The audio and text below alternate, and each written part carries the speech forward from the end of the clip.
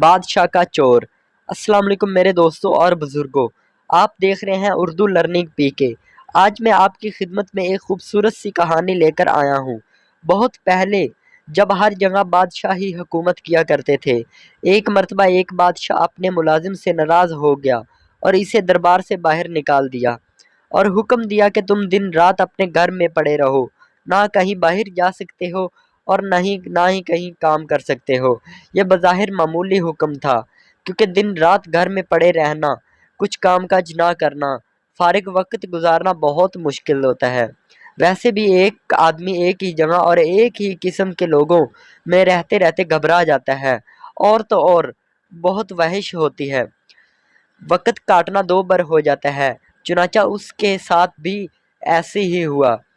وہ سارا دن پڑا رہتا اور کوئی کام نہیں کر سکتا تھا۔ سردار بہت پریشان تھا، کیونکہ اس کے بچوں کے پیٹ بھرنے کا سوال تھا۔ جب وہ گھر سے باہر قدم نہیں نکالے گا تو بیوی بچوں کو کھلائے گا کہاں سے؟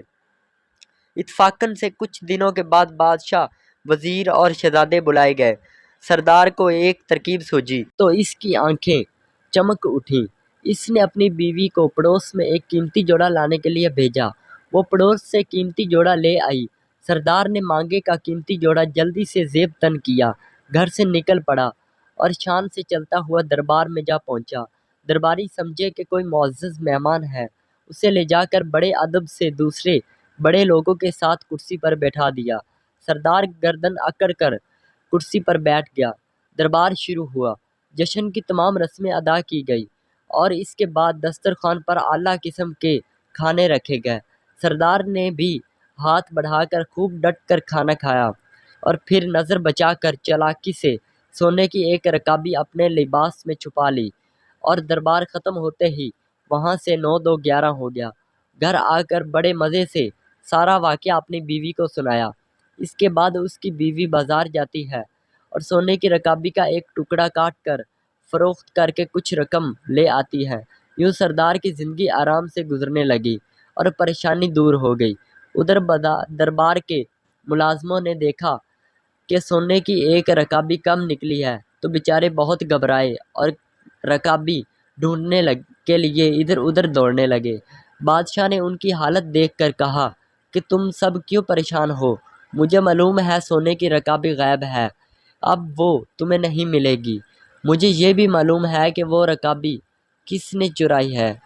اگلے سال پھر جشن ہوا اور دربار مہمانوں سے بھر گیا۔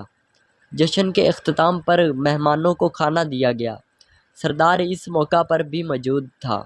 کھانا کھانے کے بعد پھر اس نے نظر بچا کر بڑے اطمینان سے ایک سونے کی رکابی اپنے لباس میں چھپا لی۔ دربار ختم ہو تو مہمان جانے لگے۔ سردار بھی محل کے دروازے سے باہر نکلنے لگا۔ اچانک بادشاہ سامنے آ گیا۔ بادشاہ کو دیکھ کر وہ بہت سٹپٹایا اور گھبرا کر ادھر ادھر دیکھنے لگا۔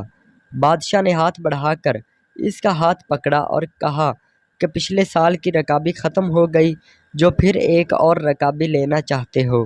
یہ سنتے ہی سردار کے ہوش اڑ گئے اور خوف کے مارے کانپنے لگا۔ آخر کار بادشاہ کے قدموں میں گر پڑا اور کہنے لگا، حضور کے حکم کی تعمیل میں مجھے میرے گھر میں بند کر دیا گیا تھا۔ کئی مہینوں تک پریشان اور تنگ دست رہا، آخر مجبور ہو کر یہ نازیبا حرکت کی۔ حضور مجھے معاف کر دے۔ بادشاہ کچھ دیر سوچتا رہا اور کہنے لگا، اچھا، ہم نے تمہیں معاف کر دیا، تمہاری ملازمت بھی بحال کر دی۔ غلطی ہماری ہی تھی کہ ہم نے حکم ہی ایسا دیا تھا کہ آدمی بھوک اور تنگ دستی سے مجبور ہو کر چوری کرنے پر آمادہ ہو جاتا ہے۔ اگر ہم نے تمہیں گھر میں قید نہ کرواتے تو شاید تم ایسی حرکت کبھی نہ کرتے۔ جاؤ، اب ایسی حرکت نہ کرنا۔ چوری بہرحال بری حرکت ہے۔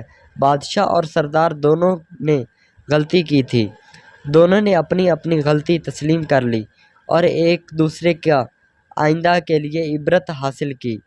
کہتے ہیں کہ پھر سردار نے کبھی چوری نہ کی اور نہ بادشاہ نے کبھی کسی کو ایسی سزا دی۔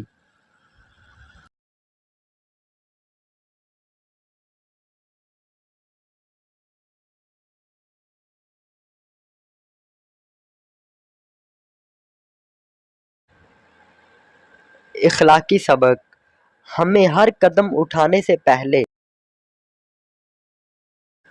امید ہے دوستو آج کی ویڈیو سٹوری آپ کو اچھی لگی ہوگی۔ اگر ویڈیو اچھی لگی ہے تو اس کو کریں لائک، اور ایسی اور ویڈیوز دیکھنے کے لیے ہمارے چینل کو کریں سبسکرائب، اور ساتھ ہی لگے بیل آئیکن کو ضرور دبائیں تاکہ ہماری ہر آنے والی نئی ویڈیو سٹوری کا نوٹیفیکیشن آپ کو سب سے پہلے مل سکے۔ شکریہ۔